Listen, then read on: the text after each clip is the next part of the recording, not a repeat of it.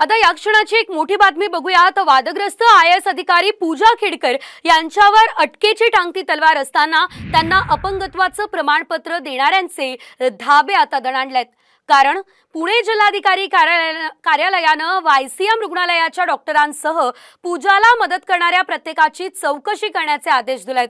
मात्र पूजा यांचं दिव्यांग प्रमाणपत्र बनावट नाही, त्या 7% दिव्यांग असल्याचा दावा YCM हॉस्पिटलच्या डीनने केलाय। इतकंच नाही तर या प्रमाणपत्राच्या आधारे पूजा यांना शिक्षणात किंवा सरकारी नोकरीत कोणताही लाभ घेता येत नाही, असंही डीन वाबळे यांचं म्हणणं आहे। या अहवालाच्या अंती असं एक निदर्शनास आलं की या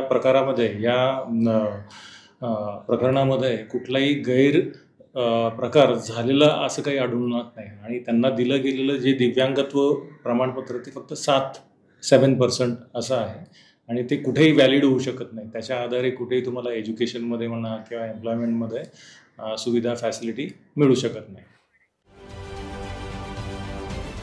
महाराष्ट्रातील सर्व बातम्यांचे विश्वासार्ह व्यासपीठ,